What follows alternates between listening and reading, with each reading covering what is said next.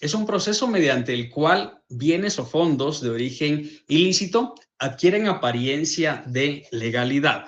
Como ya lo mencionamos, hay diferentes actividades. Bueno, acá tenemos en el siguiente párrafo: narcotráfico, corrupción, trata de personas, extorsión, fraude, contrabando, entre otros.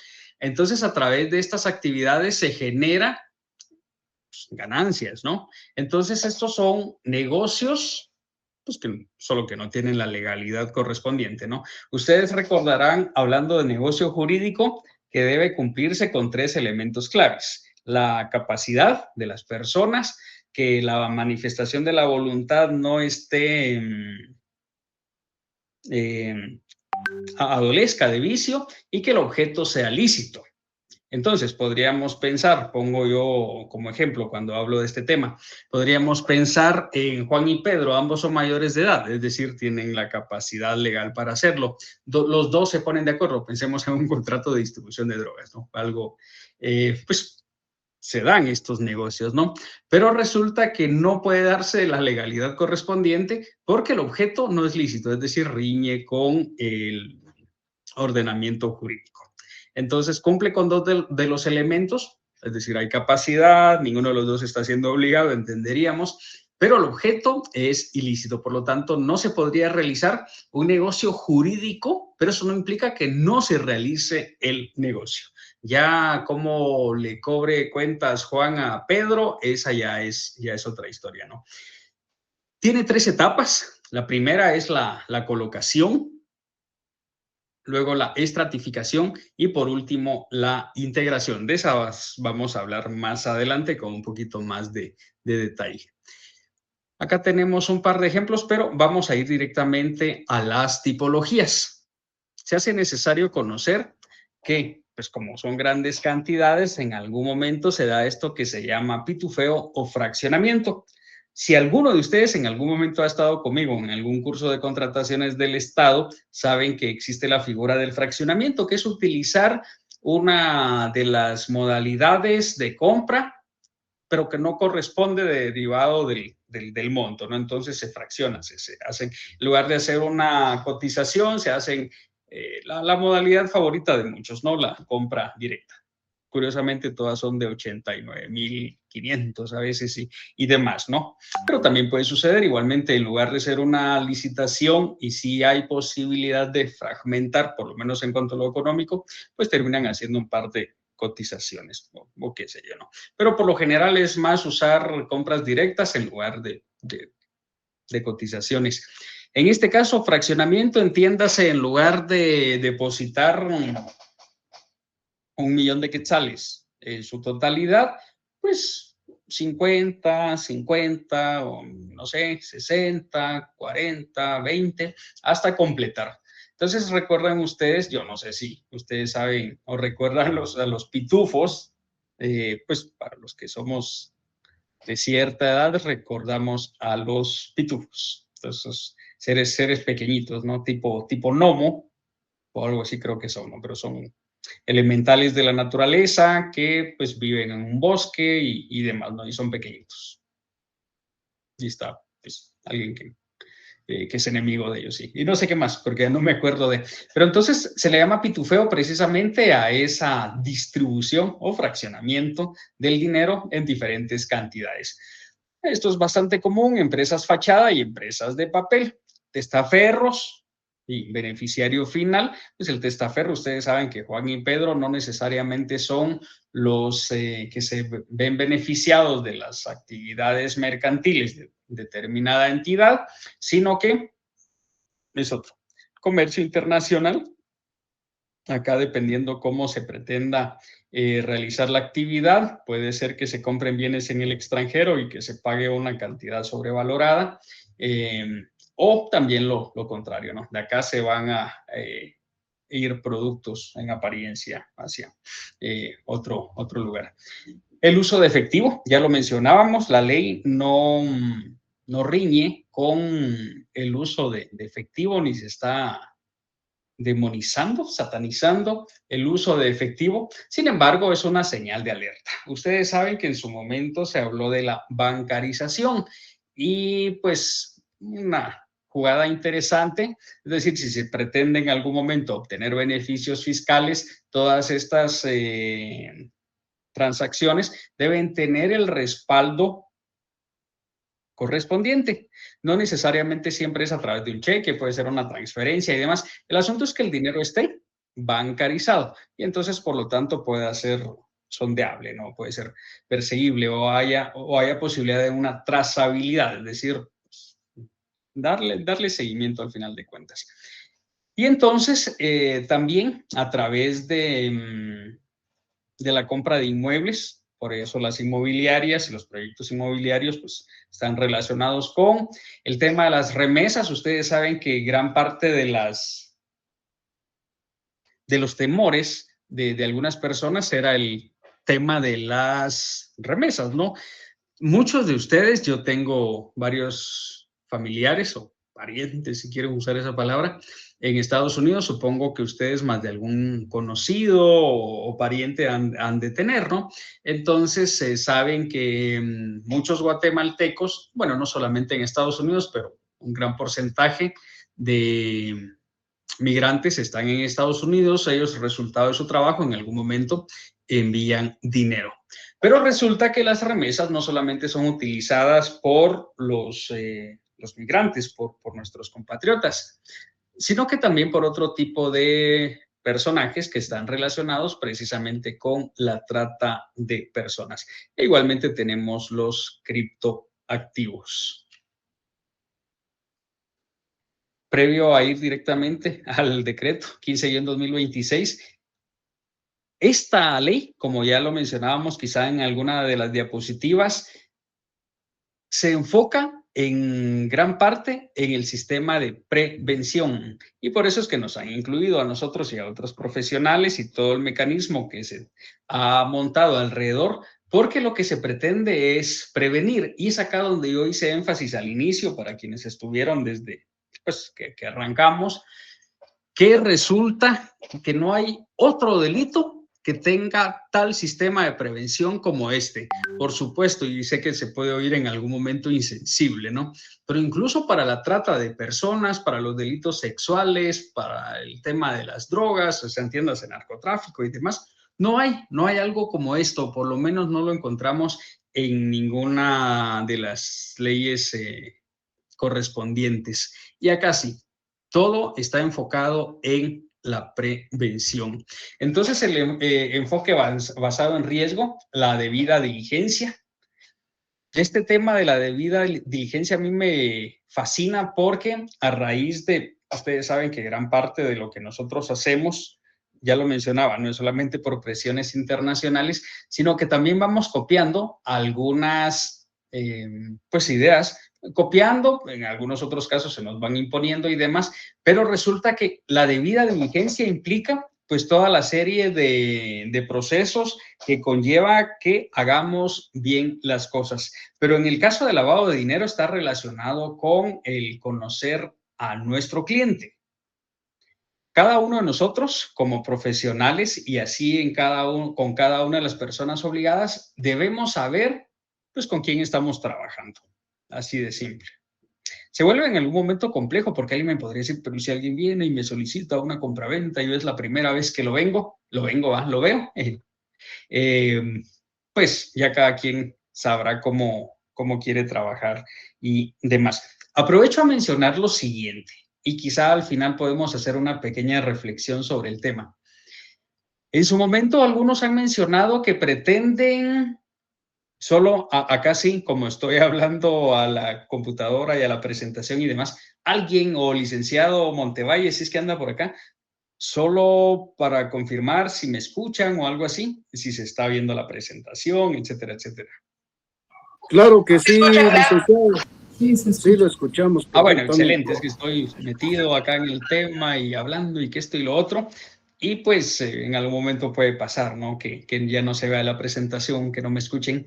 Alguna vez me pasó en uno de los cursos libres, en una clase, un martes a las 5 o a las 6 de la tarde, no me acuerdo, desarrollé toda la clase así, pues con el micrófono apagado, algo movido de la computadora, así como a ustedes les pasa que están trasteando su teléfono y luego activan el micrófono sin querer.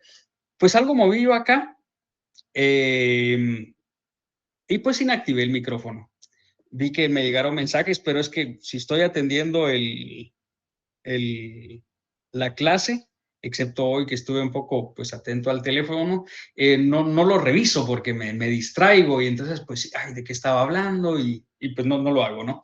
Entonces, pero a manera de anécdota les cuento eso. Me pasé hora y algo hablando y sí me llamaron, me escribieron, pero como era en YouTube, normalmente las clases que yo doy de los cursos libres son en YouTube, entonces ahí nadie está con problemas de que activa el micrófono y demás, ¿no? Pero bueno, entonces seguimos. Y bueno, todo esto considero que lo vamos a ver ya directamente cuando entremos al decreto, que ya casi llegamos. Vamos a ver. Señales de alerta, esto también lo vamos a ver directamente ya en el decreto. Muy importante, esto está relacionado con el conozca a su cliente, ¿no? Pero esto es una visión más, bueno, no, aplica para todos. Realmente es que estaba pensando más en entidades bancarias y otro tipo de entidades, pues que son personas jurídicas y es una estructura más compleja. Nosotros somos personas individuales, hablando de los profesionales, ¿no? Pero resulta que hablando de operaciones incompatibles con el perfil del cliente y quizá relacionado con testaferros, ustedes saben que como así un comerciante, pues que iniciaron una SA con 2,000 quetzales y ahora tienen movimientos curiosos y demás. Esto en algún momento pues son señales de alerta y demás. También los cambios abruptos en el comportamiento financiero.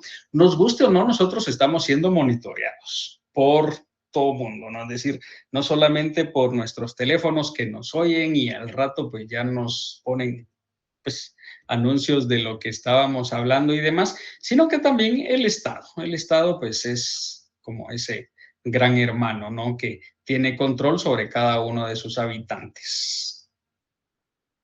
Curioso, ¿no? Pues teniendo ese control, al final de cuentas, podríamos decir en algún momento que permite ciertas cosas. Pues interesante, ¿no? Nos vamos a ir entonces al decreto.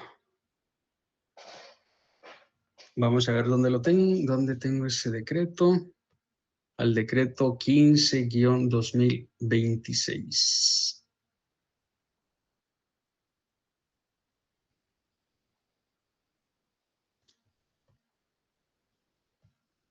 Bueno, y si no, lo vamos a buscar acá. Decreto 15-2026, y ya lo tenemos por acá. Listo. Algo que es fascinante, supongo que algunos de ustedes son, o no sé, o todos entendería, pues, estudiantes de Derecho y quizá muchos abogados, pues es ocultar. Vamos a ver. Dejar de compartir. Presentar otra cosa. Y acá está. Ahí está Royston. Saludos, Royston. Bueno, entonces hoy sí, por fin entramos al decreto 15-2026. Para mí es fascinante leer los considerandos porque nos ubican. Ustedes saben que en la exposición de motivos de una iniciativa de ley, pues nos permite saber qué está pensando el legislador, cuáles son las presiones económicas, sociales e incluso las ideológicas y saber por dónde va a ir la cosa.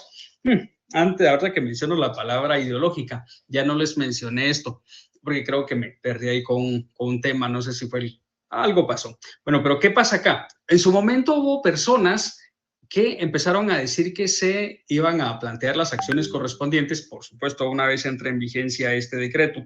Sin embargo, y esto es bajo mi responsabilidad, yo considero que, y también esperaría estar equivocado por la gran responsabilidad que esto conlleva y demás, pero yo considero, derivado de la presión internacional o los requerimientos, llamémosle para que no se oiga extraña la palabra presión, muy difícilmente no procedería una inconstitucionalidad. Ustedes saben que la Corte de Constitucionalidad, pues, es un tema jurídico, pero también político. O sea, juega con las dos posibilidades y es una combinación interesante, ¿no? Entonces, yo me atrevería a decir que si se planteara unas o varias, como vaya a ser, si es que se va a dar, no vamos a tener los resultados esperados o lo que alguien pretendería. Para empezar, no somos el primer país que está incorporando a los profesionales como nosotros. Por otro lado, no somos el primer país. Existe esta presión a nivel internacional, entonces no considero que Guatemala, como Estado, se vaya a arriesgar a algo como esto. Ustedes ya se dieron cuenta cómo están esto es como partido de fútbol, ¿no? Si se dan cuenta, y yo espero que sí hayan observado eso. Las votaciones de la Corte de Constitucionalidad están siendo 3-2, 3-2. Curiosamente, esos dos votos son la representante del Colegio de Abogados y Notarios y la que puso el presidente, la licenciada Morfín, ¿no? Algo así creo que se la ve. Y los otros tres, pues, es el grupo contrario, ¿no? Entonces, por ahí van más o menos las votaciones.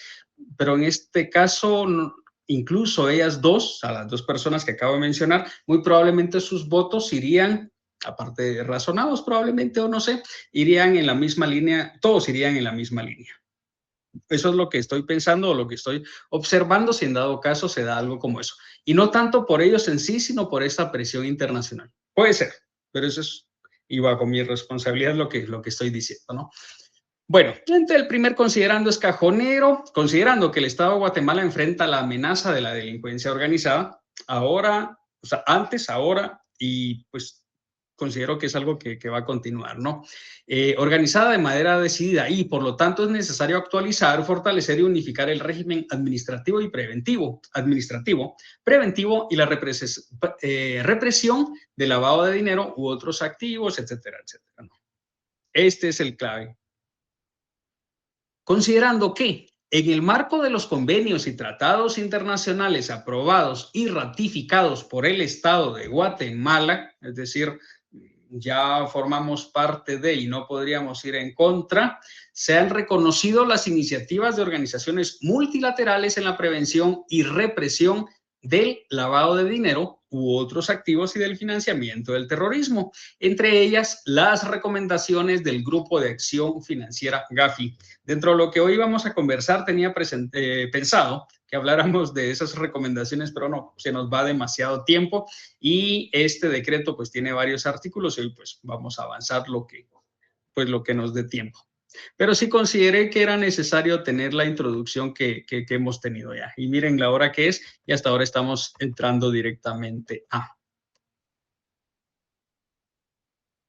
el objeto. La presente ley se declara de interés público, por supuesto, ¿no? Y tiene por objeto la prevención y represión. ¿Por qué hago tanto énfasis en esto? Por supuesto, hay 4 o 5 delitos pues tipificados y sí o sí nos los íbamos a encontrar, pero gran parte, lo digo por enésima vez, está relacionado con estos dos puntos, prevención y represión. Y por enésima vez también no hay otra ley, por lo menos que yo haya encontrado o que yo recuerde, si ustedes tienen algún ejemplo, pues igual me lo comparten, que le dedique tanto o tenga o haga tanto énfasis en la prevención y represión de lavado de dinero u otros activos y del financiamiento del terrorismo, estableciéndose un régimen administrativo preventivo, ¿sí? Donde entran en juego las entidades correspondientes y personas obligadas. ¿Qué deberán observar? Aquí lo dice, las personas obligadas, las funciones y atribuciones de las autoridades competentes, esa combinación interesante, ¿no? Así como la tipificación y sanción de los delitos respectivos. Ojo, no estoy diciendo que no me interesen los delitos, pues porque se hace necesario que los conozcamos y cómo fueron pensados en esta ocasión, pero les digo, 4 o 5 artículos dedicados a eso y el resto para todo lo que ya estamos conociendo. Esta ley es lo que les mencionaba. Y esta ley no tiene por objetivo atacar o reprimir la economía informal, criminalizar el uso de dinero en efectivo o ser usada para objetos tributarios. Ajá, por supuesto que no, pero si usted tiene un movimiento irregular o el perfil económico que usted tiene no responde a... bueno, no, el perfil económico, usted tiene X perfil, así de simple, pero luego resulta que sus actividades y demás no están en relación, pues ya pues levanta ciertas sospechas. Esta ley a mí me fascina en cuanto a las definiciones. Cuando una ley nos amplía, nos aclara y nos pone esta plataforma para indicarnos qué debiéramos entender o qué están entendiendo, qué se debe entender por A, B, C, D, hasta la literal que llegue, me parece fabuloso. Entonces, asociados cercanos, personas naturales que cumplen al menos uno de los criterios respecto de la persona expuesta políticamente. Acá también vamos a ver más adelante que es una persona expuesta políticamente. Figuren como socios, accionistas, representantes legales, directores o apoderados en común en personas jurídicas o estructuras jurídicas, sean beneficiarios finales o la otra posibilidad, sean beneficiarios finales de las mismas entidades. Este es un tema bastante curioso porque los beneficiarios finales técnicamente debieran ser, en principio, los socios, pero luego pues como que se dieron cuenta que los socios no siempre eran los beneficiarios finales, ¿no? Es bastante curioso, ¿no? Y si se dan cuenta, acá habla de personas jurídicas independientemente de. A grandes rasgos, ustedes recordarán que tenemos dos grandes posibilidades. O nos dedicamos a lo mercantil, y no estoy hablando de profesionales, ¿no? O a lo social. Y en ambas podemos crear personas jurídicas. Teóricamente, lo social no es para enriquecerse, si bien es cierto, hay algunas fundaciones, ONGs y asociaciones que se han utilizado con ese fin, se supone que no es ese el fin. Y luego pues tenemos las sociedades mercantiles. Así brevemente recordarán ustedes estos tres temas, ¿no? Cómo se tenían clasificadas inicialmente las entidades no lucrativas. Teníamos a las asociaciones, que era el grupo de personas que se reunían con fines particulares o determinados y para velar por sus propios intereses. Teníamos, por ejemplo, a las asociaciones de taxistas de Villacanales, ¿sí? Entonces, su objetivo era velar solo por el bienestar de los taxistas de Villacanales. Luego tenemos a las ONGs, igualmente sin fines de lucro, haciendo lo que el Estado no hace o hace mal, tarde y nunca. A veces con la plata propia del Estado, con fondos de particulares o donaciones internacionales. Recuerdan ustedes que también a este tipo de entidades en algún momento se les empezó a poner atención y hubo una modificación en el 2020 porque se pretendía evitar que viniera dinero que se utilizara a través de este tipo de entidades para promover temas ideológicos, ¿no? Y pues luego se hizo la modificación correspondiente. Muchas ONGs pusieron el grito en el cielo porque decían que iban a ser controladas y demás. Luego tenemos a las fundaciones, gente que tiene un patrimonio X y decide destinarlo a determinado fin. Entonces, no importa si nos vamos por lo social o por lo mercantil, cualquiera de las posibilidades que tenemos, igualmente son personas jurídicas y otras que igualmente pues en algún momento pudiéramos conocer. El beneficiario final es la persona que en última instancia y por cualquier medio o mecanismo se beneficie de las relaciones de negocios, ejerce el control efectivo, es decir, el poder atrás del poder, lo cual se vuelve bastante complejo, porque ¿quién realmente es el que está dirigiendo? Pero de forma optimista, pensaría yo. Ustedes saben que una cosa es el serio, otra cosa es el diversión, ¿no? Pero de forma optimista se pretende en algún momento dar con quiénes son los beneficiarios finales. Entonces, ejerce el control o ambas de las personas jurídicas o estructuras jurídicas, ya sea por medio de la titularidad, propiedad del capital o participación en un porcentaje igual o mayor al 15%, o por cualquier otro medio o forma directa o indirecta. interesante analizar esto, pero se vuelve, considero yo, en algún momento bastante complejo.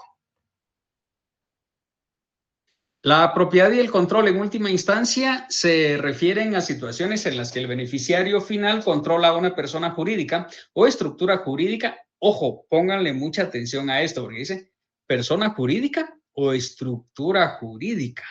Y luego nos vamos a dar cuenta que al final de cuentas, pues hay estructuras pues, que son organizaciones, ¿no? Que obviamente no están registradas y demás. Entonces, que se esté utilizando la estructura jurídica, y quizá más adelante lo vamos a ver, porque se menciona algo así como que esté registrada o no. Al final es una estructura, solo que la están acompañando de la palabra jurídica. Muy importante, ¿quién es el cliente? Contratista del Estado. Contratista del Estado tiene pues un poco de mala fama, ¿no? Como los abogados, los policías, y etcétera, etcétera, ¿no? Debida diligencia del cliente, esto es necesario ponerle atención, es proceso de análisis realizado conforme al conjunto de normas, políticas, procedimientos y controles, así como cualquier otra medida general o específica que permita a las personas obligadas, es decir, nosotros como profesionales también vamos a ser pues personas obligadas, conocer y verificar la identidad de sus clientes, de quienes actúan en nombre de estos y la de los beneficiarios finales de los clientes, el propósito de la relación de negocios, así como las transacciones y operaciones habituales y ocasionales que lleven a cabo. Acá está, esto también es clave, miren jóvenes. Estructura jurídica, forma de integración o asociación de personas jurídicas o individuales. ¿Sí? Es decir, puede ser que estén conformadas por personas jurídicas. Es decir, es una estructura cuyos miembros son otras personas jurídicas o individuales, ¿no? Que constituyen su organización y ejercicio de conformidad con las leyes aplicables, por supuesto, es decir, tienen una forma legal. Puede ser en la República de Guatemala o del país o jurisdicción bajo cuyas leyes se regulen, es decir, que se haya creado en otro país, sin importar su naturaleza, incluidos los fideicomisos y fundaciones. Por eso mencioné hace un rato lo de las fundaciones. Incluye, ojo, este es el punto clave, incluye aquellas que no necesariamente hayan sido formalizadas como personas jurídicas. Eso pues nos abre la puerta para todo lo que sea organización y pues que no necesariamente está inscrita como tal en cualquiera de las posibilidades, en algo mercantil o en algo social. Persona expuesta políticamente, también es clave en esto. Persona individual, quien desempeña o haya desempeñado cargos públicos prominentes en Guatemala o en otro país, o aquella que tiene o se le ha confiado una función prominente en una organización internacional. Entonces, al final de cuentas, estas son las personas expuestas políticamente. No nos vamos a entretener más con eso. ¿Qué más vamos a tomar de acá? Proveedor del Estado, no es lo mismo contratista que proveedor. Relación de negocios. Eso sí es clave. Sospecha, apreciación razonada y documentada, basada en indicios objetivos y verificables que genere motivos razonables para considerar una posible vinculación de una transacción concluida o no. Es decir, se puede haber iniciado, pero si a la hora de la hora se arrepintieron quienes corresponda de uno o de otro lado, pues igualmente es lo que ya mencionamos. Transacción, toda operación financiera o comercial que implique la transferencia, adquisición. Escuchen ustedes lo complejo de esto. Transferencia, adquisición, depósito, retiro, intercambio o administración de fondos, bienes, valores u otros activos realizados por un cliente. Ya veíamos la definición de cliente, ¿no? Transacciones, tenemos inusuales y también las sospechosas. Esto es clave también porque nos interesa a nosotros. Vamos a hacer un breve recorrido por Personas obligadas. Y acá nos encontramos con, en primer lugar, con las entidades sujetas a la vigilancia e inspección de la Superintendencia de Bancos. Las personas que, sin estar sujetas a la vigilancia e inspección de la Superintendencia de Bancos, realizan actividades de carácter financiero de conformidad con lo establecido en los siguientes incisos. Entonces, ahí tenemos ya uno, las personas individuales o jurídicas que se dediquen a cualesquiera de las siguientes actividades y todo lo que ustedes ven ahí, compraventa de divisas, corretaje o intermediación en la negociación de valores o derivados, operaciones de leasing. 2, cooperativas. Para nadie es ningún secreto, o por lo menos ustedes quizá lo han oído mencionar, que este tipo de entidades, incluidas las iglesias, son utilizadas, es decir, tanto las entidades sociales o no mercantiles, como entiéndase fundaciones, ONGs, asociaciones, igualmente iglesias, pueden ser, son y serán utilizadas con estos fines.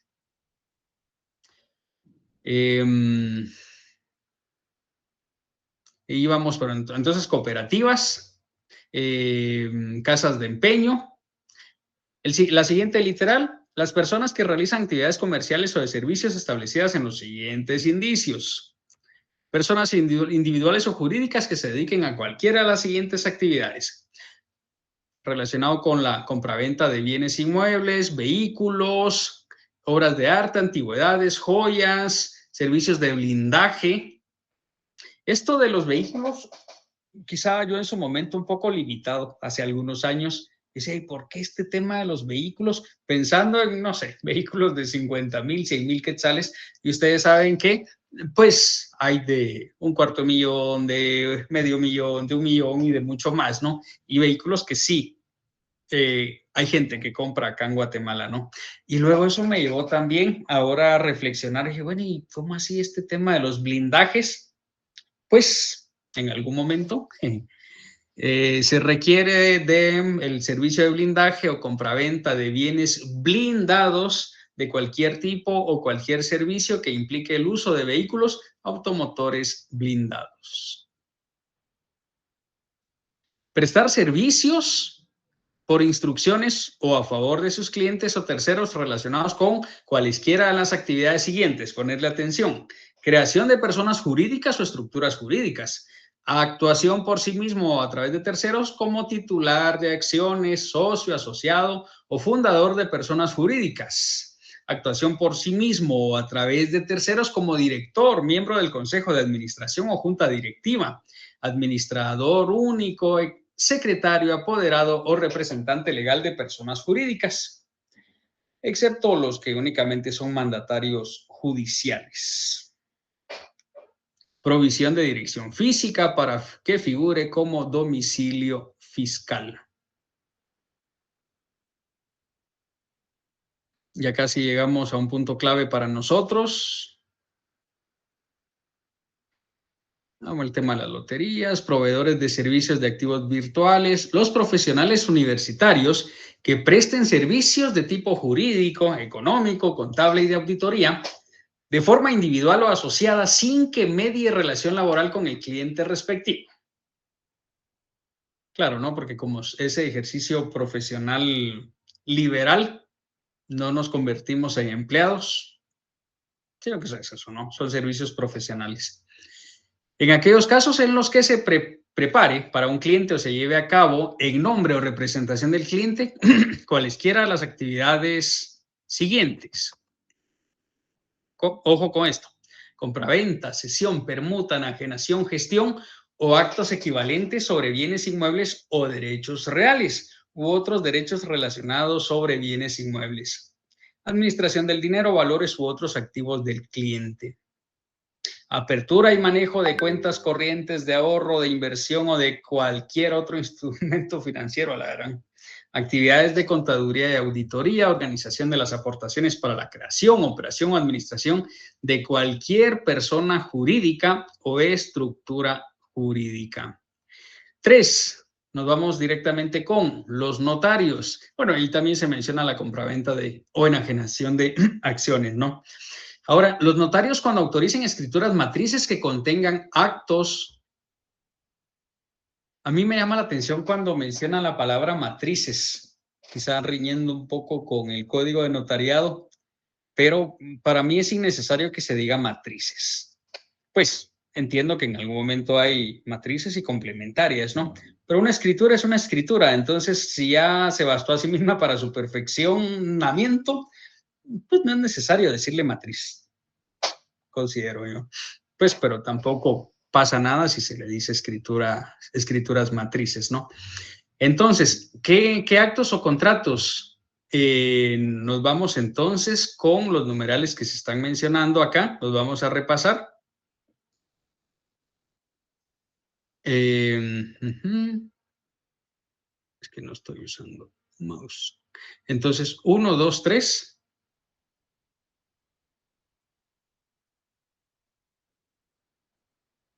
Ya. Promoción e intermediación inmobiliaria o compraventa de bienes inmuebles. Promoción, intermediación, compraventa de vehículos automotores. Comercio en efectivo de obras de arte. ¿Qué más mencionaba? 5, 6 y 8.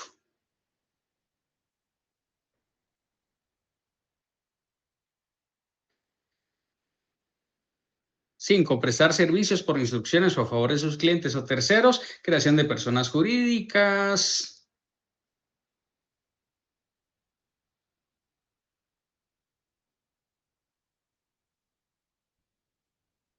No, aquí yo creo que estoy...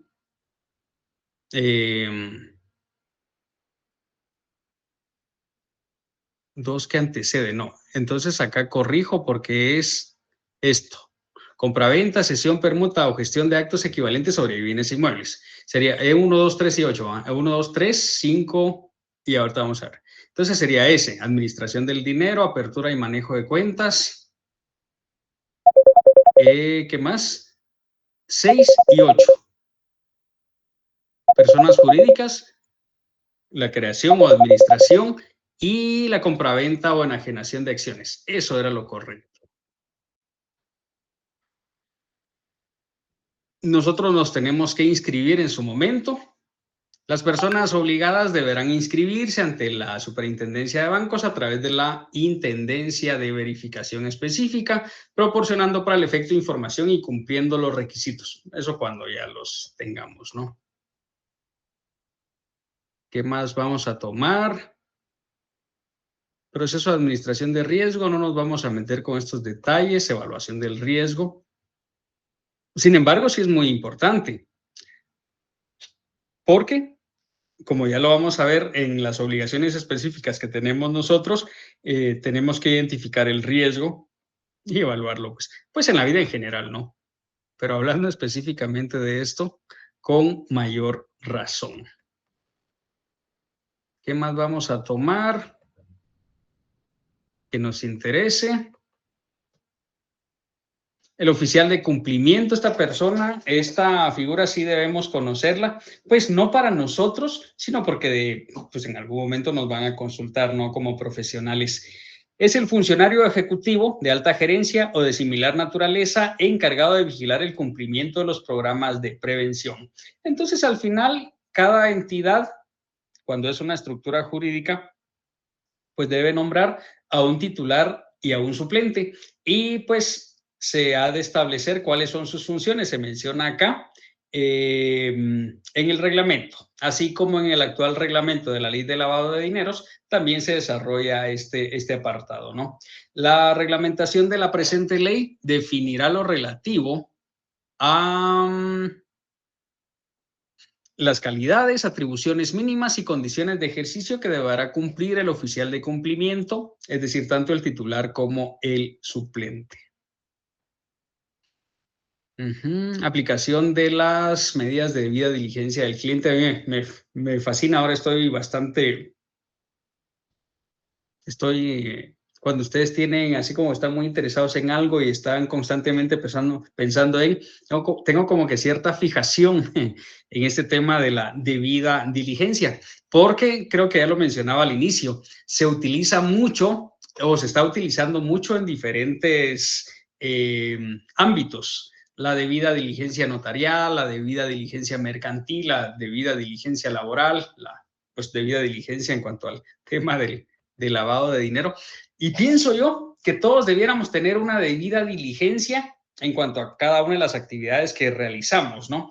Es decir, cómo saber que efectivamente estoy pues haciendo lo que cada quien haga, ¿no? Pero pensemos en una escritura pública, ¿no? Es decir, hacer un listado de qué concretamente debe llevar, así como, ya revisé que tenga el número de la escritura, ya revisé que tenga la fecha, ya revisé que, pues no sé, A, B, C, D hasta el final, que diga ante mí, y para que no se me olvide, qué sé yo, ¿no? Es decir, así como ese checklist, ese listado de requisitos que se debe cumplir para que efectivamente se haga pues una escritura, una buena escritura, ¿no? En el ejemplo que les estaba poniendo, ¿no? Entonces, en esta debida diligencia, pues implica que hay una serie de pasos que se debe cumplir para que efectivamente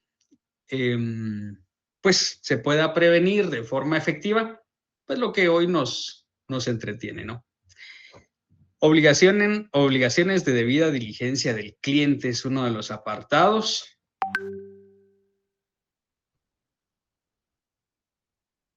Monitoreo, detección y reporte de transacciones sospechosas. Otros reportes y conservación de información. Escuchen ustedes esto, me parece interesante. Las personas obligadas deberán llevar y mantener un registro diario de toda transacción en efectivo, sea única o estructurada, que reciba de sus clientes igual o mayor de $10,000 de los Estados Unidos de América o su importe equivalente en moneda nacional o cualquier otra divisa, ¿no? Otro tipo de reportes.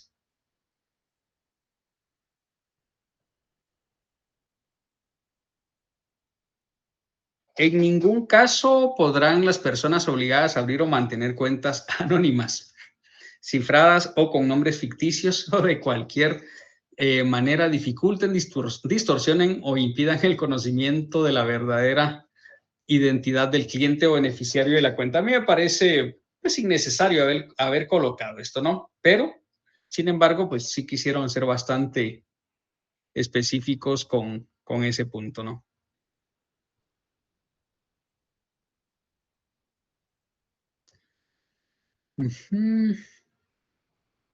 Otras obligaciones, deberes y disposiciones aplicables a las personas obligadas. Estos dos artículos sí nos interesan, pues todos nos interesan, sin embargo nos vamos a ir directamente a estos dos, para que tampoco se vuelva esto tan largo y aburrido y pues no nos vayamos de aquí a las 10 de la noche. Artículo 41, no sujeción y secreto profesional. Acá hay una exención, por lo menos para quien tenga participación en su labor de abogado en una actividad relacionada con estos temas. Las personas obligadas comprendidas en la literal, no, los profesionales universitarios que presten servicios de tipo jurídico, según lo regulado en el artículo 3, literal C, numeral 2 de la presente ley, que tengan el carácter de personas obligadas, obtengan información de sus clientes o relacionada con los mismos, no estarán obligados a reportar transacciones sospechosas o cualquier otra información relacionada con esta, si la misma se obtuvo para verificar la situación jurídica de su cliente, previo a, o en el marco del ejercicio del derecho de defensa o auxilio profesional en asuntos judiciales, administrativos, arbitrajes o de mediación. Entonces, estas son las obligaciones para nosotros. La inscripción. Debemos llevar por cada cliente un registro que contenga como mínimo información y documentación en la que conste lo siguiente. Para personas individuales, nombre, lugar y fecha de nacimiento, nacionalidad, género, estado civil, profesión u oficio, tipo y número del documento de identificación, dirección de residencia completa y condición migratoria cuando aplique. E igualmente ahí están los requisitos para las personas jurídicas. Para ambos casos, detallar fecha y servicio profesional detallado. C. remitir un aviso a la Superintendencia de Bancos a través de la Intendencia de Verificación Especial por los medios electrónicos que ésta determine dentro de los primeros 15 días hábiles del mes siguiente al que corresponda la información. Cuando, acá tenemos los puntos claves, se identifique una o varias incongruencias entre la información proporcionada por el cliente y el servicio profesional prestado a este. Va a ser interesante escucharlos a ustedes porque ustedes recordarán cómo se da nuestra participación como notarios o esa interrelación. Las personas vienen, bueno, en principio, bueno, hablando de principios está el de la rogación. No solo la justicia es rogada y hay que rogarle mucho, sino que también nosotros, es decir, nosotros, claro, hay posibilidad de que algunos pudieran, ¿cómo lo vamos a plantear? Pues alguien podría ofrecer sus servicios, ¿no? Es que iba a decir, pudieran darse ofreciendo, pero se iba a interpretar de manera equivocada. Pero técnicamente el cliente nos busca, nosotros escuchamos el caso, es decir, él nos expresa su voluntad, nosotros la interpretamos y pues ya le damos la asesoría correspondiente, ¿no? Y al final decidimos, en principio, si le hacemos el trabajo o no, si se puede hacer lo que él requiere, ¿no? Es decir, todo esto en algún momento debiéramos conocerlo desde antes, no cuando ya estamos involucrados en su totalidad con el cliente, ¿no? Es parte de las reflexiones que yo sigo haciendo. Acá falta el reglamento, ¿no? Pero para los que sean notarios, recordarán ustedes que la cosa es así. No vamos descubriendo en el camino, tráigame primero su DPI, luego tráigame no sé qué. No, o sea, desde el primer contacto que tenemos con nuestro cliente, y yo no sé cómo trabaje cada uno de ustedes, ¿no? Pero se trabaja mucho por referido, aunque también puede pasar que, no sé, en el lugar X pase alguien y aquí hay un notario, pero muy difícilmente. O sea, lo requerirán así para una auténtica, ¿no? Que es algo urgente, pero ya para algo más es referido, es alguien de confianza, entre comillas. Entonces, estoy reflexionando en este momento, ¿no? O sea, no es algo que yo ya tenga así totalmente establecido, sino recordando, y quizá ustedes pueden recordar cómo son las relaciones con sus diferentes clientes.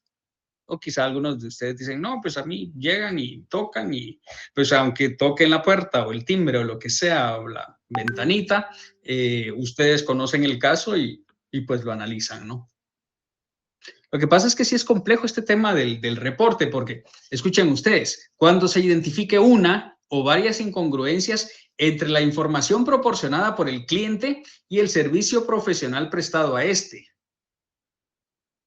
Desde el inicio, o sea, bueno, ¿qué es exactamente lo que ustedes van a hacer?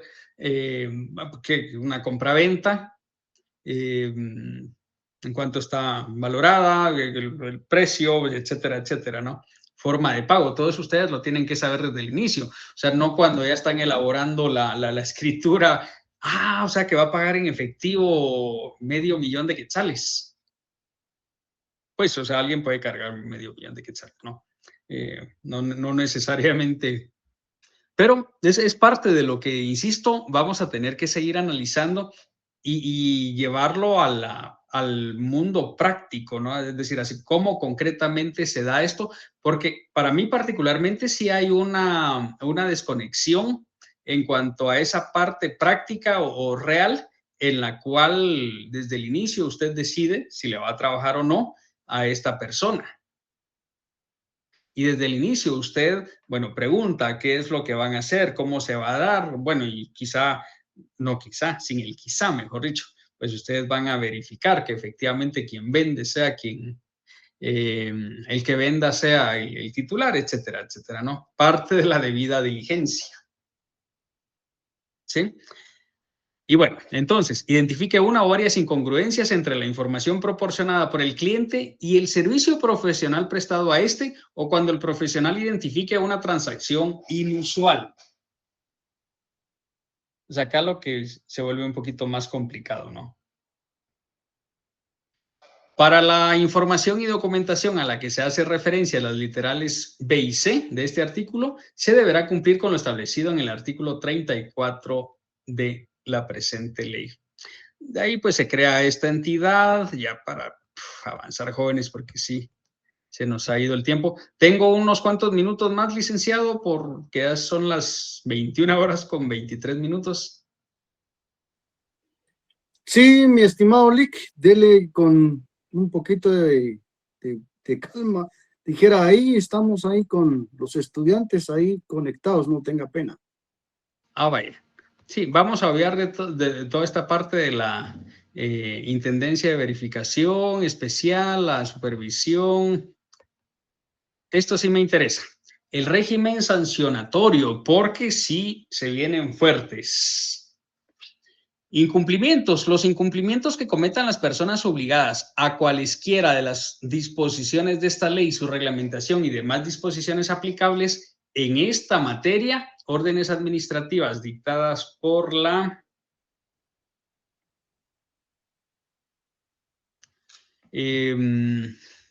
Superintendencia de Bancos a través de la IBE, serán sancionados administrativamente como observancia de los principios del debido proceso y del derecho de defensa. Es decir, se debe crear, pues eso, no un proceso donde ambos debemos tener claridad de cómo funciona y pues el derecho a decir, bueno, no es como me están diciendo, sino que, o sea, las pruebas de descargo, ¿no? Poder argumentar en contra.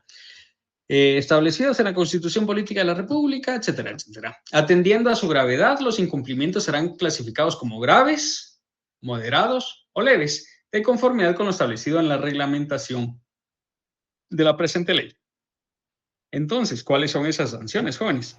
Es que aunque fuera la mínima, $500, a las personas obligadas que incurrieran en cualquier incumplimiento de conformidad con lo establecido en el artículo 65 de la presente ley, se les sancionará atendiendo a la gravedad de este y los antecedentes del infractor, con amonestación por escrito o multa. Qué interesante, ¿no? Con amonestación por escrito o no dice y. Entonces, cuando es o, ustedes saben que tenemos opción. O es esta o es la otra. Yo espero, pues, que se quieran ir más por las amonestaciones por escrito o no quieran interpretar, aquí el legislador se equivocó y era amonestación por escrito y multa que se aplicará en un rango de $500 hasta $300,000 de los Estados Unidos de América. Y pues acá se establece cómo se va a gradar las circunstancias del caso, la conducta del infractor y el tipo de persona obligada. Se menciona cuáles son los recursos. En este caso, el recurso de apelación. Y como estamos dentro del área administrativa, ustedes saben que una vez resuelto ese recurso, si es desfavorable, pues tendríamos que irnos al contencioso administrativo. Se menciona cuál es el delito de las multas. Esto es interesante que lo hayan dejado aparte, que es la autonomía del delito.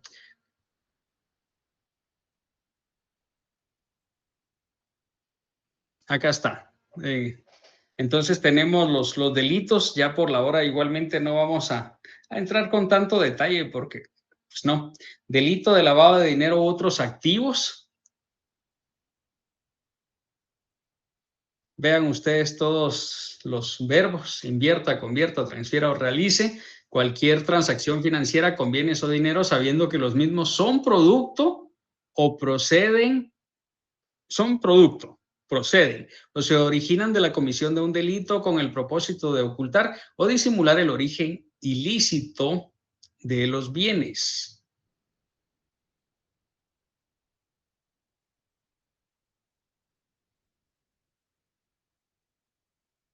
B, adquiera, posea, administre, tenga o utilice bienes o dinero sabiendo que los mismos son producto o procedan o se originan de la comisión de un delito. Oculte o impida la determinación de la verdadera naturaleza, el origen, la ubicación, la disposición, el destino, el movimiento o la propiedad de los bienes o dinero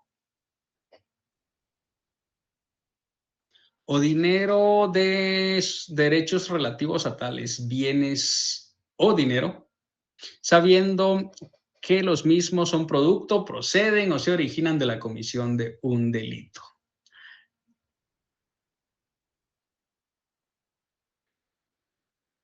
También se menciona la autonomía del delito. Esto ya lo mencionábamos, que este es otro delito y que es independiente de cuál haya sido el anterior, ¿no? El lavado de dinero el lavado de dinero u otros activos es autónomo y para su enjuiciamiento no se requiere procesamiento, sentencia ni condenas relativos al delito del cual provienen. Es decir, probablemente esta persona nunca fue condenada por extorsión, se me ocurre en este momento, pues, pero eso no implica que no se pueda perseguir por este delito que estamos mencionando. Responsabilidad penal de las personas individuales. Ustedes saben, y también tenemos las jurídicas. Ustedes saben que las personas jurídicas pues también tienen responsabilidad en cuanto a lo que compete, ¿no?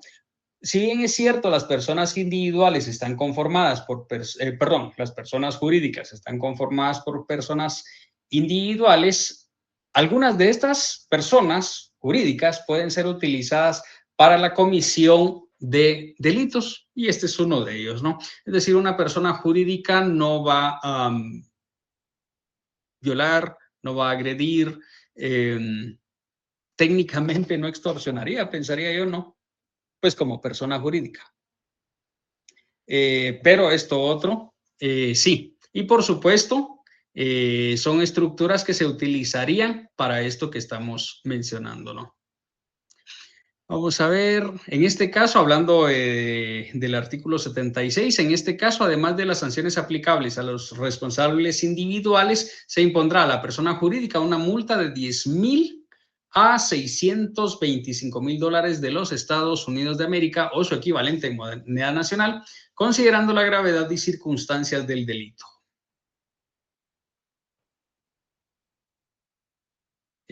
También tenemos delito de financiamiento del terrorismo, de las personas responsables y las penas.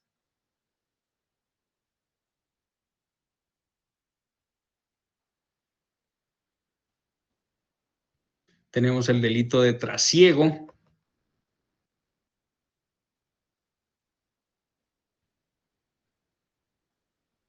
Vamos a regresar a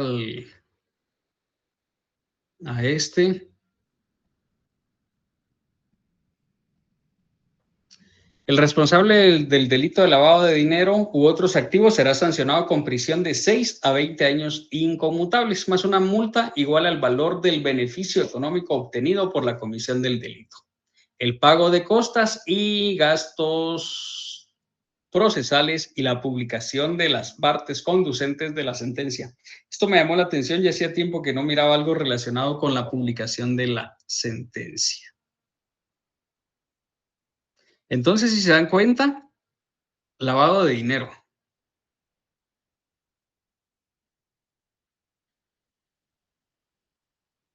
Financiamiento del terrorismo.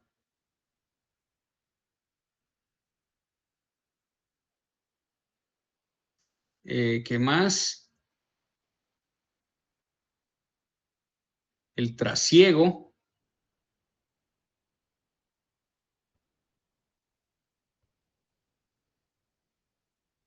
Pues son los delitos al final a los que hay que ponerle atención. Entonces, si se dan cuenta, jóvenes, básicamente,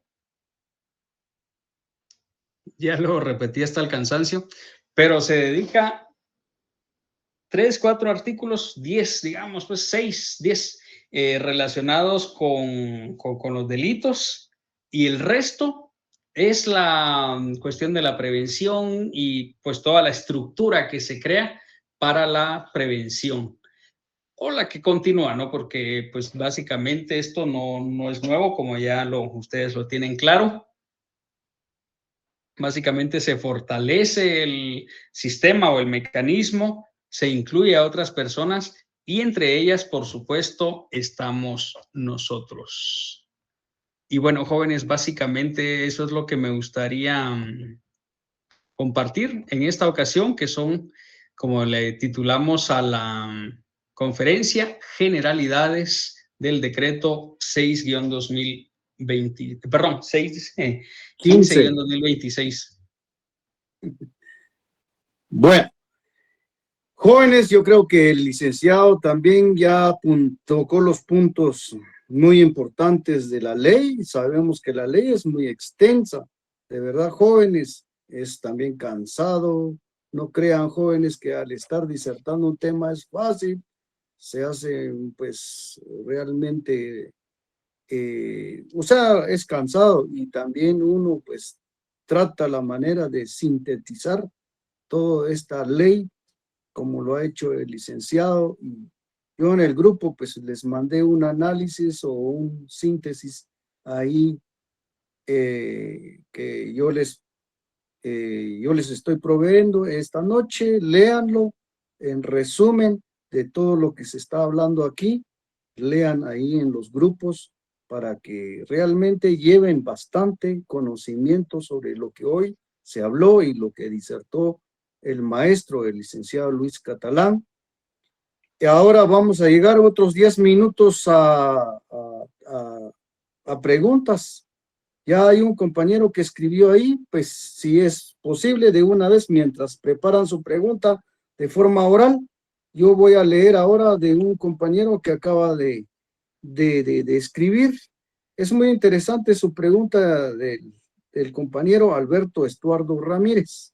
Él dice así: Lic, ¿qué tan cierto es que esta ley provoca que ya no se puedan hacer declaraciones juradas sobre bienes inmuebles? He buscado en la ley, pero no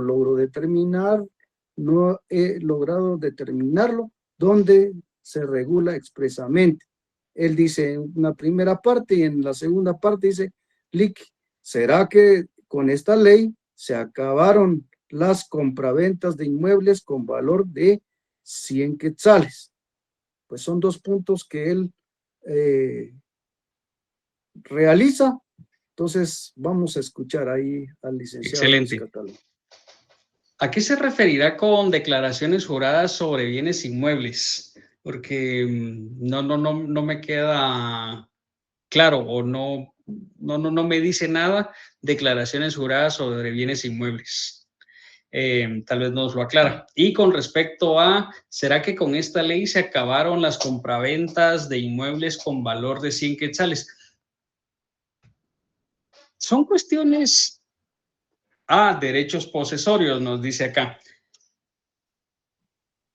Pues yo no considero que sea ese el fin, o sea, porque como el mismo artículo 1 nos lo menciona, no sé si usted se refiere a por el tema tributario, pero de ahí por todo lo demás, no vería por dónde, pues entendería que usted lo que, o sea, porque una declaración jurada sobre derechos posesorios es para una titulación supletoria, es decir, para iniciar el juicio de titulación supletoria.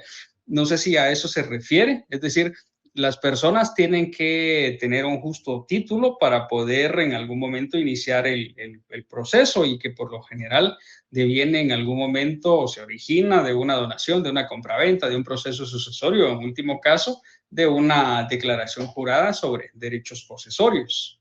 Entonces, en sí tal vez usted me amplía un poquito para saber por dónde usted está encontrando la relación con el lavado de dinero, porque sí me parece interesante cómo lo está planteando, ¿no? Y con respecto a compraventas de inmuebles con valor de 100,000 quetzales, perdón, de 100 quetzales, no 100,000, el 1,000 me lo estoy inventando, de 100 quetzales, en sí tampoco, el mismo artículo 1 nos lo aclara, no tiene como fin ser una cuestión tributaria, ¿no? Entonces, tal vez si usted me pudiera pues ampliar un poquito más, o sea, el micrófono tengo entendido que lo pueden usar. Si usted pudiera ampliar Claro que sí, sobre estos jóvenes, ahí puntos. usen su micrófono. Utilicen el micrófono, jóvenes, abren su micrófono ahí sin necesidad de levantar la mano para hacerlo algo rápido. ¿Alguien más que quiera hacer su pregunta, jóvenes, antes de retirarnos, antes de culminar esta conferencia? Santos Bueno, Ambrosio. muchas gracias por la disertación, está muy excelente, quedó muy clara, pero me queda una duda.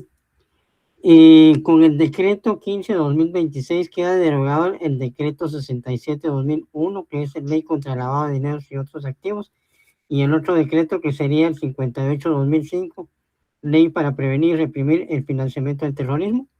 Así es, esa es la idea, que un solo cuerpo normativo se tenga contemplado lo que usted acaba de mencionar. Muchas gracias, Alicia. Para servirle.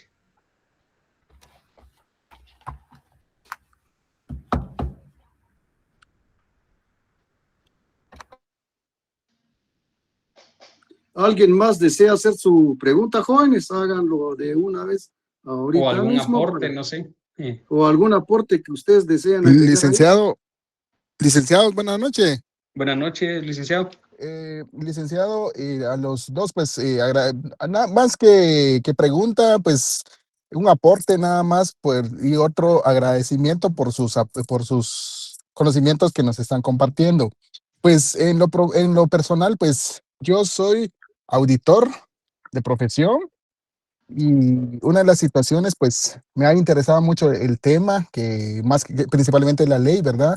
Y de los cuales muchos, igual a nivel de gremio, pues se está tomando en cuenta de que en muchos, uno de los criterios principales de que se está dando un mérito específico a nuestra profesión, porque se ha considerado de que el auditor o en queda una presencia así como que muy baja, pero con esa nueva ley, pues hay muchos aspectos que se tienen que considerar y uno de los principales, pues la que ustedes manejan, lo que es lo legal.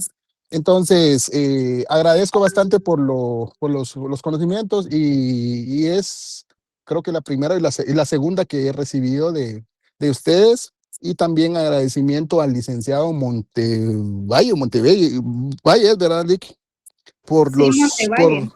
Montevalle, por todo el aporte o todo el conocimiento sin egoísmo que ha dado, a pesar de que en algunas ocasiones no hemos recibido los cursos, pues. Muchas gracias. Gracias a usted también, licenciado. Licenciado, buenas noches. Buenas noches, licenciado. Una pregunta en relación a las donaciones que realizan las personas a sus hijos, esposas, ¿también entraría la debida diligencia en estos casos o queda fuera de esta investigación que uno prácticamente debe de hacer con los clientes? Muy importante tomar en cuenta que en principio la debida diligencia se debiera hacer, ojo, acá de forma amplia. La debida diligencia la debiéramos hacer siempre, ¿no? Ustedes recordarán que nosotros tenemos o hay obligaciones previas y posteriores. Y dentro de esas obligaciones previas, nosotros debiéramos, dentro de la asesoría y todo lo que conlleva el proceso de conocer qué quiere el cliente y si efectivamente se puede hacer, debiéramos hacer pues ese análisis y todo esto, ¿no? Ahora, independientemente de, o qué es lo que sí tenemos que reportar, únicamente cuando hay actividades sospechosas, ¿no? Todo lo demás le servirá para usted hacer su aprendizaje, su propia bitácora, ¿no? De, bueno, esta persona, y sí, efectivamente me firmó que me tenía que firmar, y pues porque puede pasar, ¿no? Que no era la vendedora, sino que llegó una señora y usted suponía que era la propietaria, etcétera, etcétera. No me estoy inventando ahorita el ejemplo, ¿no? Entonces, debida diligencia debiéramos tener siempre, y especialmente nosotros como profesionales, derivado de lo delicado que es esto, ¿no? Ahora, específicamente con esto y especialmente donde hay pues cualquiera de estas transacciones, con mayor razón, derivado de que ahora ya vamos a ser personas obligadas, licenciada. Muchas gracias, licenciado. Feliz noche. Para servirle. Lo interesante con las donaciones, como usted lo menciona, pues es que como están exentas de impuestos derivado de la entrada en vigencia del decreto 6-2026, pues no como para tener que reportar nada, pero sí como parte de su bitácora, ¿no? De su control y demás. Pero hasta ahí nada más. Gracias. Carolina dice, Dios lo bendiga siempre, Lic. Muchas gracias a usted por compartir sus conocimientos. Espero que no nos olvide y siempre nos tome en cuenta. Esto es para el licenciado Montevalle. Vamos a ver. Mañana participe. Excelente conferencia. Muchas gracias. Dice Lubia. Muchas gracias, Lubia. Algo de ACPAN, de mañana participe. Vamos a hacer. Muchas gracias por los conocimientos compartidos, Lic Catalán, y gracias, Lic Montevalle, por procurar estas conferencias. Sí, gracias, licenciado Montevalle, porque usted es el que, bueno, supongo que no sé si en solitario, yo entiendo que tiene un equipo, o por lo menos alguien más. Gracias por facilitar igualmente estos espacios. Entonces veo que no hay... Es un placer. No hay... Buenas noches. Sí, una pregunta, Lic, antes de terminar. Fíjese que en el interior, por lo general, las compraventas se valoran en 100 quetzales, 200, 500, no se les coloca el precio real porque las personas no, por el pago del IVA, ¿verdad? Entonces, entiendo que ahora con esta nueva ley o este nuevo decreto sí vamos a tener que colocar precios reales, ¿verdad? Esa es una... Ajá. Es que de hecho eso siempre debió haber sido así. Exacto. O sea, la ley no obliga a nada de lo que usted está mencionando o alguien más, un comentario que acabo de leer. Eso ya es una cuestión nuestra y es un riesgo que corre el cliente al no consignar los precios reales, ¿no? Es decir, esto no trae ahora una obligación de... O sea, siempre debió, de hecho, con la ley de actualización tributaria en su momento, recordarán ustedes, ya me siento grande, hablando del 2012, pero yo me gradué en el 2009, tenía 3, 4 años de haberme graduado, el decreto no sé qué, pero era del 2012, la ley de actualización tributaria. 2012, creo, si no estoy mal. Sí, 2012. Ahí se mencionaba que debiera consignarse de los 3 precios el más alto, el valor de matrícula, el del registro y pues no me acuerdo del otro detalle, pero de los 3 el más alto. O valuador creo que era la tercera opción. O sea, en ningún momento dice consigne...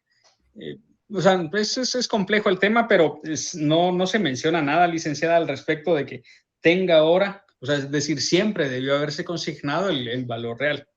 Pero esta ley no va por ahí tampoco. Pero sí puede dar lugar a diversas situaciones, ¿no? Es que esto se da más en derechos posesorios, pues inmuebles que no son registrados. Y como no tienen matrícula fiscal ni nada acá, ¿verdad? Entonces no hay un control así. Sí, sobre derechos posesorios yo no considero que haya ningún inconveniente. Pero, por supuesto, también ahora pensando, por supuesto que en algún momento se puede dar algo relacionado con, ¿no? Porque la única diferencia es que no tienen una inscripción, pero ahí por todo lo demás son terrenos que existen y demás. Si es alguien que está viviendo o los está cultivando y demás, es la única diferencia entre comillas, ¿no? Pero de ahí las negociaciones como tal se dan entre las personas, es decir, alguien compra y alguien vende y no necesariamente en 100 quetzales. Y ya para terminar, ¿qué tan cierto es que si la persona, el vendedor va a depositar al banco, por ejemplo, se le colocan 100 quetzales y el precio que por lo que le vendieron fue 300,000, por ejemplo, que solicitan copia de la escritura? Entonces ahí es el problema porque no coincide lo que establece la escritura con lo que el vendedor va a depositar. Sí, exacto. Definitivamente no coincide. Sí, porque entendamos bien que hay un valor registral, hay un valor un valor fiscal, hay un valor comercial, hay un valor que está en finanzas públicas y todas estas cuestiones. Hay varias clases de valores, el valor que también está en el UCI. Entonces, varias cuestiones que podemos ver ahí. No mucho quiero hablar de esto, pero ya te recordé que hubo una conferencia precisamente, hubo un invitado de la Superintendencia de Administración Tributaria y del Registro de la Propiedad, pero ustedes saben que cómo lo trabaja normalmente la gente. Hace una compraventa por X cantidad, o sea, en escritura pública, es decir, en hojas de papel sellado especial para protocolo, y hacen también contratos de compraventa de mejoras, pero ahí la voy a dejar, no quiero ahondar mucho en ese detalle.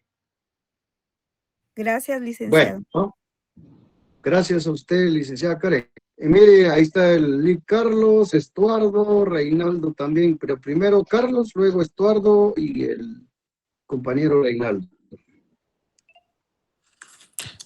Buenas noches a todos. Sí, tal vez un aporte ahí ya viendo la lluvia de preguntas.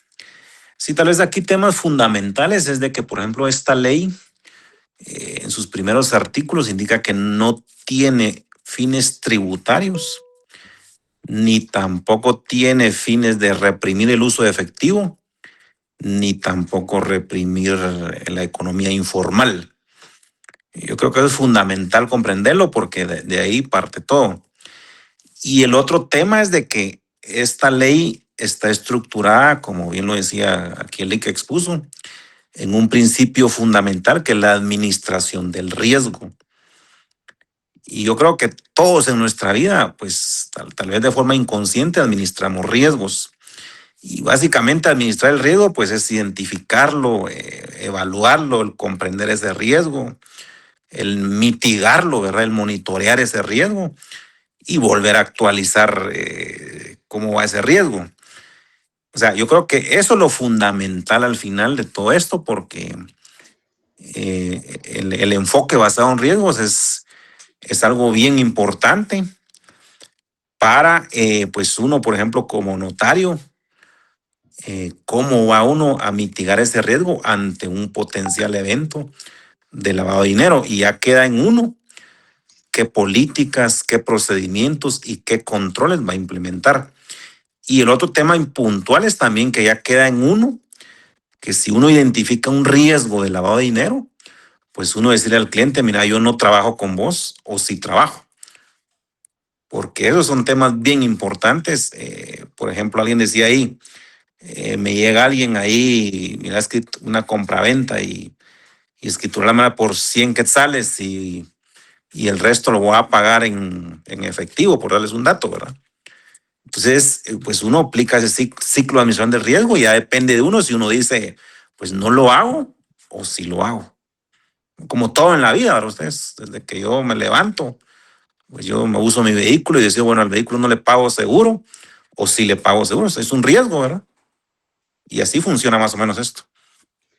Fabuloso, excelente aporte, licenciado. Definitivamente así es, y cada uno de nosotros debe tomar pues una decisión al respecto, porque algo que ya hemos hablado y supongo que ustedes con sus respectivos abogados y colegas cercanos, ¿no? Va a ser absurdo que si el cliente llegó con el abogado Pedro y el único, y luego resulta que tiene un reporte, pues va a ser fácil saber que quién es el que pasó el reporte, ¿no? Entonces, es complicado, ¿no? Entonces, mejor desde el principio poder decir no, como muy bien el licenciado lo está diciendo, para analizar si efectivamente pues quieren o no, o asumen el riesgo, porque al final hay gente que sí lo hace, y si no, pues el riesgo puede ser ese, ¿no? Por lo menos así lo hemos estado analizando así en pequeñas conversaciones con algunos colegas, que va a ser bien fácil para alguien determinar quién fue el que pasó el reporte correspondiente.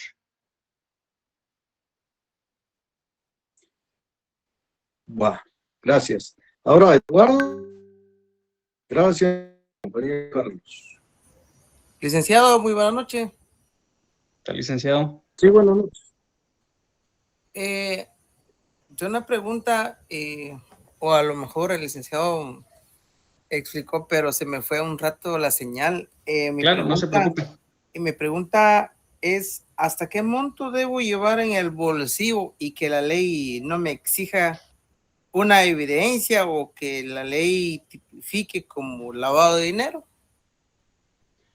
No hay una sola cantidad. O sea, que usted no tiene limitación para llevar dinero en efectivo. La gente a la que han agarrado con efectivo, el asunto es que no tiene cómo justificar la procedencia.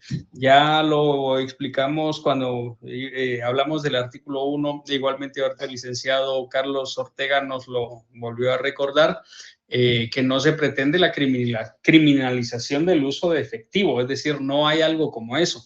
Lo que sí hay es para ciertas operaciones usted debe bancarizar su dinero, pero a mí se me hace que es una cuestión bien interesante porque lo que hicieron fue, bueno, ustedes quieren determinados beneficios tributarios, entonces deben bancarizar su dinero a partir de 30,000 quetzales, si mal no recuerdo, ¿no? Está el tema de la bancarización y si no, ustedes lo buscan y pues me comparten el dato, pues porque debe tener un soporte esa transacción, pero está no me acuerdo cómo se llama esta ley, no lo recuerdo en este momento, pero entonces en sentido estricto, no sé si era Eduardo, en sentido estricto, usted puede cargar la cantidad de dinero que quiera. El asunto es, pues que usted sabrá cuál es el origen. ¿Sí?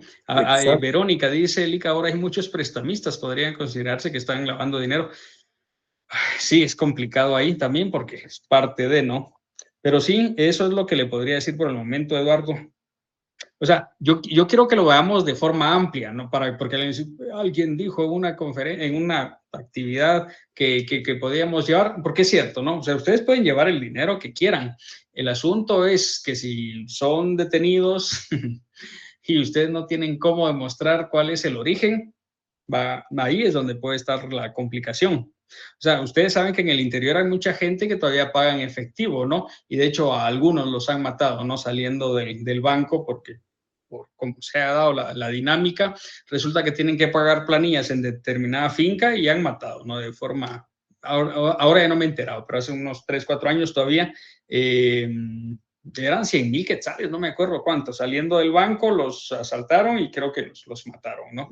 Y era dinero, o no sé si los mataron, pero era dinero que se fueron a sacar al banco para pagarle en efectivo a la gente de determinada finca, ¿no? Entonces ahí ellos tenían cómo demostrar, sí, claro, fuimos a retirar porque esto es para planilla, qué sé yo, ¿no? Y tenían la forma, considero, ¿no? de demostrar que efectivamente se dio esa transacción, pues en ese ejemplo que le estoy dando. Vamos ya con la última, con Reinaldo, licenciado. Muy buenas noches, Lick, y gusto de saludarlo y lo felicito por las actividades que hacen ambos. Lick, con una consulta. Fíjese que en los casos cuando la persona que compra está en Estados Unidos ilegalmente, pero envía o hace transferencias y por decirle, lo hace una compraventa por medio de un gestor de negocios y la compra es por decirle de 400,000 a 500,000 quetzales, pero han estado enviando ese dinero a la persona que va a ser su gestor de negocios y lo tienen en una cooperativa y luego lo sacan y pues al final, por decirle, la propiedad le costó 600,000, pero le ponen 400,000 a la propiedad. Yo entiendo que eso no lo está viendo la SAT, pero ahí no habría ninguna circunstancias en las cuales se tendría que dar un aviso por ese tipo de negociación. Ya. Bueno, en principio vamos a recordar, no sé si se lo mencioné o lo menciona la ley, el tema de la trazabilidad, recordando lo del dinero que ya mencioné, el ejemplo que puse de la gente que saca pues de un banco y demás.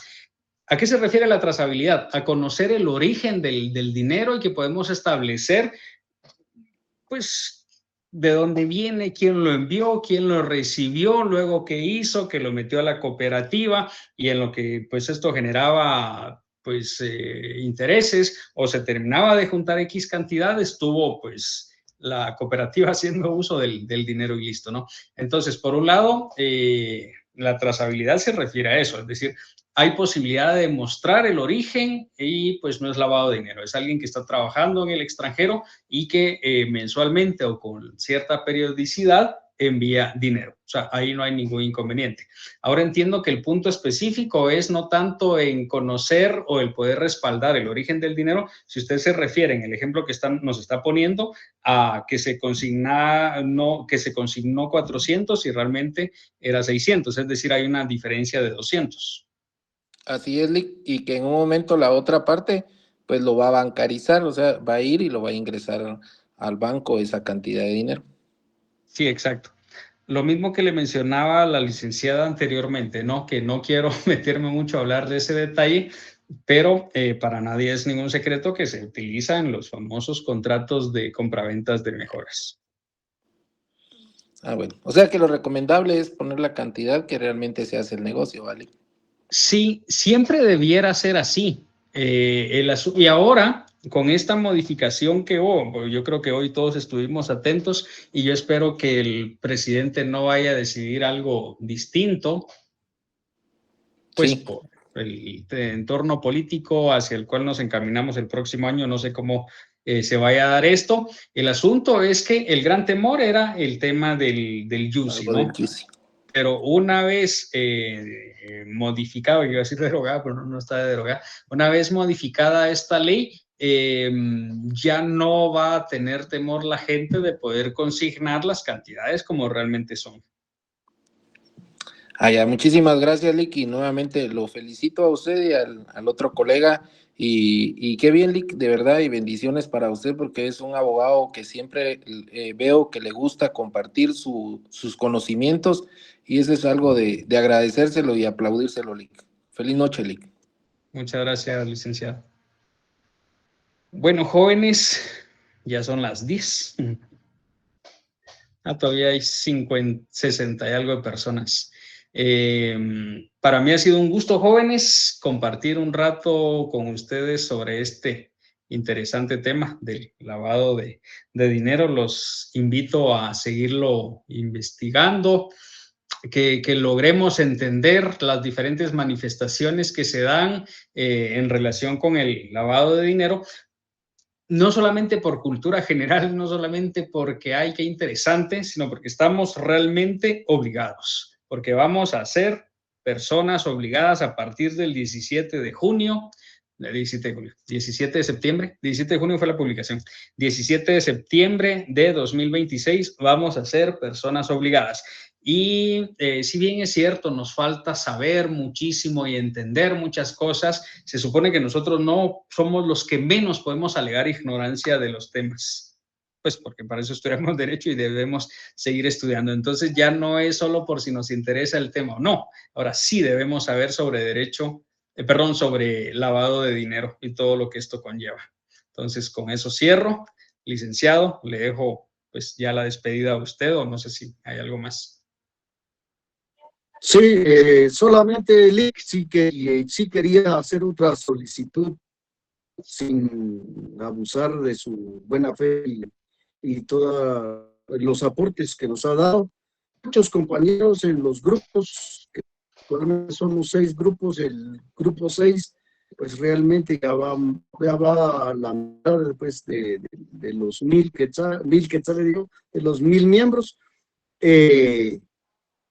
Yo quisiera saber de usted si nos puede dar sobre lo que es, cómo quedaría ahora el trámite del proceso sucesorio, tanto testamentario e intestado. Como usted ha estado ahí, también creo que lo han estado invitando también en otras academias, y usted también ha manifestado sus conocimientos en las redes sociales sobre cómo se quedó ahora toda esta reforma que sufrió, pues, y se derogó la ley, o del impuesto, mejor dicho, de herencias, legados y donaciones. Si nos pudiera disertar ese tema otro día, Lick, o el otro miércoles, o dentro de 15 días, ¿qué dice usted? Cuéntenos si es posible, Emily, porque además ahí en los grupos también han preguntado mucho, y me gustaría, como usted ha estado ha estado profundizando mucho este tema en las redes sociales, me gustaría solicitar nuevamente su aporte para disertar ese tema sobre esos trámites. Sí, claro, con gusto. Sí, pues, Entonces, ¿cuándo te tiempo, Milik, o no tiene todavía idea ahorita de su agenda? Puede ser la próxima semana. No tengo ahorita compromiso los miércoles. Ah, bueno. Entonces quedaríamos, están muy enterados y notificados desde ahora de que el otro miércoles a las 8 de la noche quedamos con el LIC nuevamente sobre ese tema también, porque muchos de nosotros, y aún así los colegas profesionales en ejercicio, también tienen dudas sobre esa cuestión, y como estudiantes también sabemos muy bien que no están muy enterados y a profundidad sobre este tema y el trámite realmente o el procedimiento ahora de la radicación del proceso sucesorio tanto testamentario y de intestado. Entonces quedaríamos así y le daría a la licenciada Nínime la intervención de dar el agradecimiento al LIC y despedimos a los compañeros, y mañana, jóvenes, les anuncio de que tenemos la clausura del diplomado, todos invitados, va a ser de forma general, no de forma gratuita también. Entonces yo voy a terminar la clausura del diplomado mañana a las 8, día jueves. Gracias. Bendiciones, Milik. Gracias por todo. Le agradezco bastante por el aporte que nos acaba de dar nuevamente, Milik. Me lo vea y siempre hasta pronto. Muchas gracias. Feliz noche. Sí, gracias, licenciado Marco Tulio Montevalle. Pues yo aquí grabando la conferencia del licenciado Luis Catalán y siempre agradeciéndole, licenciado, por su apoyo a la Academia de Estudiantes y Juristas. Y para los compañeros, pues grabo la clase para que los que no pudieron ingresar, porque sí estuvieron varios escribiéndome que querían, pero ya se había llenado el Meet. Entonces, como aporte, ¿verdad? Siempre haciendo honor a compartir el conocimiento sin egoísmo, pues grabé la conferencia y la voy a estar compartiendo para que todos tengan acceso a ella, ¿verdad? Entonces, yo pues también soy parte del equipo de trabajo del licenciado Marco Tulio Montevalle y pues cualquier cosa estamos a la orden, compañeros. Gracias, licenciado Luis Catalán. Estamos muy agradecidos como estudiantes y juristas por su apoyo continuo para la academia. Solamente feliz noche. Feliz noche. Sí, para los que están enterados, jóvenes, la licenciada Nínime Gramajo, ella es una de las administradoras de la Academia de Estudiantes y Juristas. Si hay alguien que se acaba de conectar hasta hoy por primera vez o por segunda o tercera vez, entonces ella es una de las administradoras de estudiantes y juristas. Igual la licenciada Gabriela Pais, ella también es una de las colaboradoras, no solo colaboradora, sino también es administradora también de estudiantes y juristas. Y el licenciado Catalán es uno de nuestros maestros que realmente desde el año pasado, de forma abnegada, él ha estado con nosotros en los momentos cuando él también tiene mucho trabajo, pero así él hace su mayor esfuerzo de estar con estudiantes y juristas. Él realmente es una de las personas muy distinguidas, respetables para mí y para la Academia de Estudiantes y Juristas, que él es uno de los que más ha aportado su conocimiento aquí. Gracias, jóvenes, feliz noche y que descansen. Hasta pronto, jóvenes, y mañana los veo, primero Dios, a las 8 de la noche. Les mandaré yo el link en el transcurso del día. Feliz noche.